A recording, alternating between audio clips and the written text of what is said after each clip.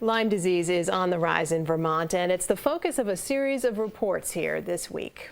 Well, the disease can be life-changing, and patients are sometimes left with few choices for treatment. Kyle Madura begins our special coverage tonight with a new Vermont law aiming to give patients more treatment options. Kyle. Darren and Kristen, citing a lack of concern from doctors, patients sought relief from politicians rather than physicians this year. The legislature acted, indemnifying those who use treatment methods that are not supported by the medical community at large. It's unclear if the change will alter therapies or if lawmakers will go further next year.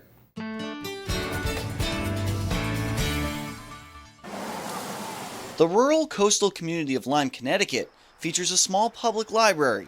Stone walls define old property lines within its wooded areas. But the quaint New England town is best known for the debilitating disease that bears its name. They're tiny. All right, I'm going to snag him because it makes me nervous. Lyme disease starts with a tick bite and presents with a variety of signs, ranging from flu-like symptoms and fatigue to neurological, kidney, and heart problems, and often without the telltale bullseye rash. For most, the disease lasts a few weeks and can naturally run its course, but that's not everyone's experience. By the time I got diagnosed, I was very sick. I was getting the flu constantly, intense chills, stabbing pains all over. Despite frequent checkups, Rachel Nevitt says she struggled with the disease's symptoms for 10 years before an out-of-state doctor diagnosed her with Lyme. She says she still gets brain fog and struck by waves of incapacitation, as seen in this home movie. Can you lift your hand and put it on that wall? No, I just see my shoulder there. Here in the Green Mountains, stories like Rachel's are becoming more common. Doctors are seeing the tick-borne bacteria spread all across Vermont, with the highest rates of infection in the south and along the western border. Evidence of Lyme disease dates back 20 million years, but much about it remains a mystery. Some patients say they find success taking antibiotics long-term, but the alternative treatment model carries controversy in Vermont. Shall the bill be amended as offered? A recently passed law protects doctors who prescribe long-term antibiotics for patients like Nevitt, whose symptoms persist for months or years rather than weeks. And I just want people to hear that there is another way. Many patients say they suffer from an ongoing infection, while most in the medical establishment say the disease is gone with permanent damage left behind. That divide is at the heart of the controversy. Previously, Vermont physicians risked losing their medical licenses for prescribing long-term antibiotics because they're not recommended by the Centers for Disease Control and some medical associations. Nevitt's spouse, farmer and state senator David Zuckerman, fought for the change in Vermont law. And it was certainly a step in the right direction. It was only a small step ultimately, but since there had been no steps, it felt like a good achievement. The law led the Medical Practice Board to write a new policy, which requires doctors to document the basis for a Lyme or related disease diagnosis, inform patients of available tests and their limitations, and receive consent in writing before beginning any treatment plan extending longer than a month. The policy became effective July 1st and promises not to punish doctors who follow guidelines accepted by the larger medical community or those from International Lyme and Associated Diseases Society. In general, it's the board's position that we shouldn't be setting the standard of care in legislation, that's not the right way for it to happen. David Herlihy is the executive director of the Medical Practice Board. He says he's unaware of any Vermont doctor reprimanded for veering from treatment methods accepted by the medical community. Herlihy says the board issued the policy because of the legal mandate and with significant reservations. He says it's odd to see those without medical or scientific backgrounds playing a leading role in deciding appropriate treatment, especially given the board typically reviews complaints on a case-by-case basis, not by setting a standard. There's an association that believes that long-term antibiotic treatment is appropriate, and most of the medical world does not believe that to be the case. There's no mandate. We didn't tell doctors what they have to do. We simply said you have more options, not fewer.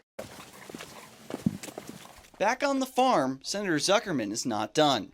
He calls for a new law requiring insurers to cover the costs of chronic Lyme care.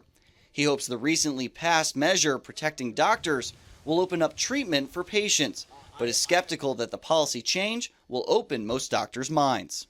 I think there really still is a stigma that will be portrayed out to those doctors who explore these things. And that's very unfortunate because we have hundreds, if not thousands, of people in Vermont who have gone undiagnosed or underdiagnosed. Vermont is not the only state where patients have sought relief from politicians rather than physicians. In 2009, Connecticut, where the country's first prominent cases came to light in Lyme, passed a law protecting doctors. Similar measures are now on the books in New Hampshire and Massachusetts. Representative George Till, the legislature's only doctor, fought against the recent law change but did not respond to our request for an interview. Tomorrow we'll further explore Rachel Nevitt's story and what living with Lyme is like on the family's farm. Darren? Kyle, we'll look for part 2 tomorrow. Thank you.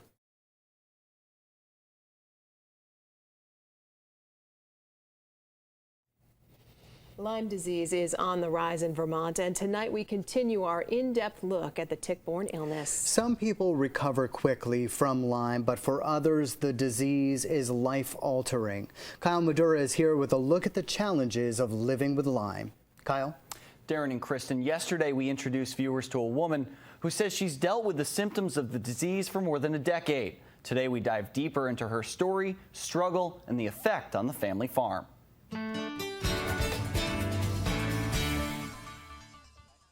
This family farm in Hinesburg represents a dream come true for David Zuckerman and his wife, Rachel Nevitt.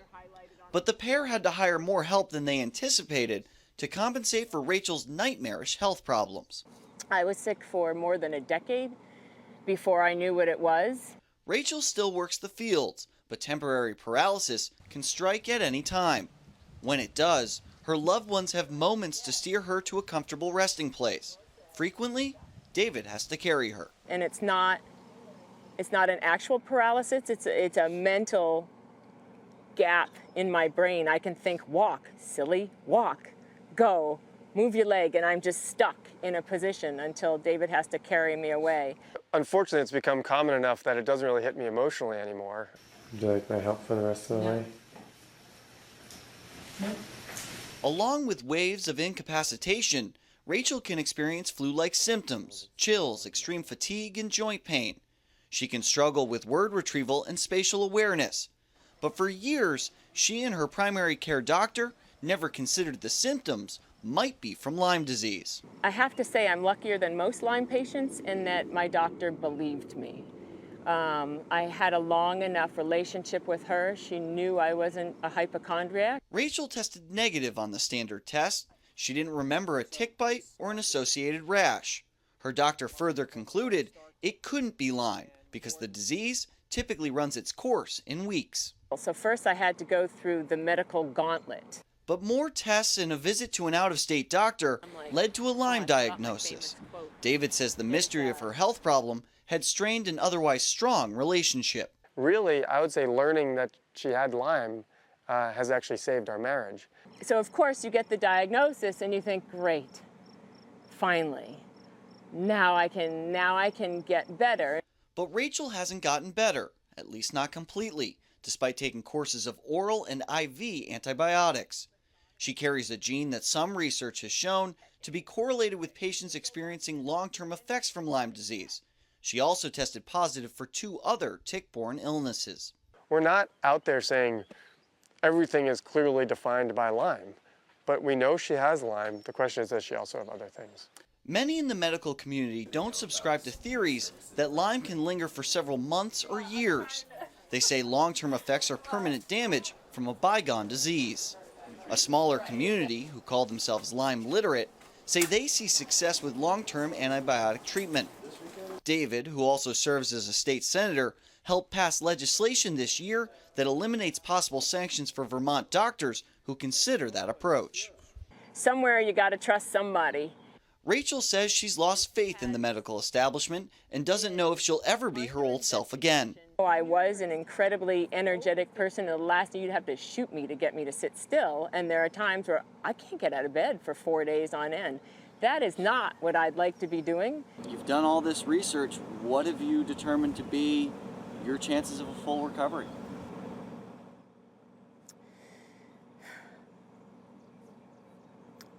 I would like to think I have a chance at a full recovery. I have less of a chance at a full recovery because I was left undiagnosed for so long. It really does get into your brain and it really messes with you. I have seen the future, and what my future was a glimpse of was Alzheimer's, Parkinson's, and a husband who has to wait on me hand and foot, including, carry me up to the bed, carry me to the potty, wipe me after I go pee, dress me sometimes, and all that's completely unnecessary. Like, doctors really need to take this seriously. David says he doesn't see Rachel as a burden and adds that one day she may have to take care of him. The couple has an 8-year-old daughter who they say handles her mother's illness well. I think that's the hardest part, is seeing it, the physical side of what it's doing to her affect her psychologically, in terms of her feeling that she's a burden, that she's not able to do what she would like to do on the farm, and as a mom, and as a spouse. And I think that's the most difficult part. The couple says their greatest indignity is being dismissed by much of the medical community at large. Tomorrow, we'll hear from an expert at the State Department of Health, as well as a Connecticut doctor whose entire practice is dedicated to Lyme. Darren?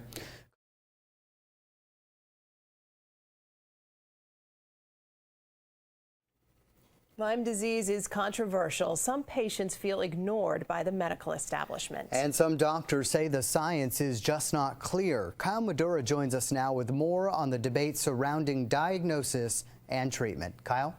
Darren and Kristen, tests for Lyme disease are hit and miss, and there's a lack of consensus about how long the disease can remain active in an infected patient.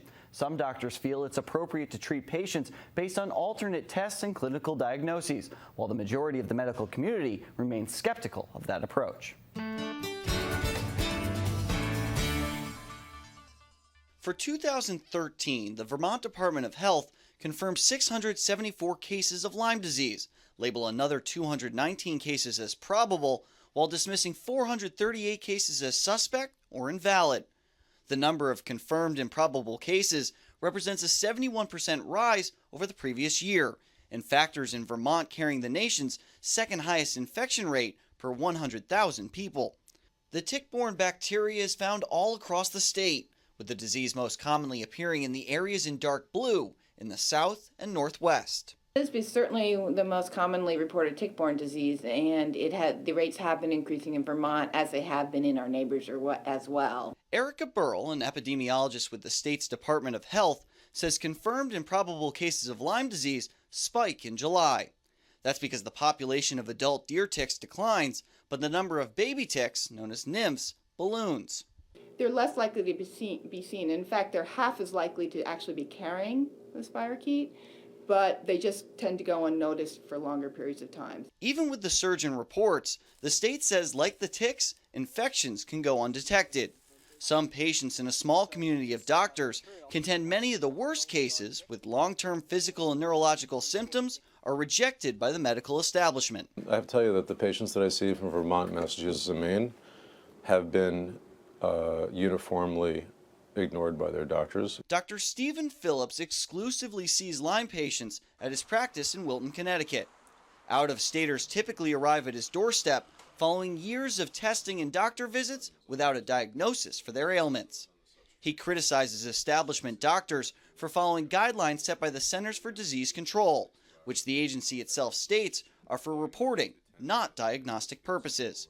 His patients have generally tested negative for the disease by that criteria and been told by their primary care doctors that the disease cannot remain active for more than a few weeks. I suspect all Lyme tests, to be honest. I think that they're flawed technology. He says the bacteria strains in Lyme are hard to culture.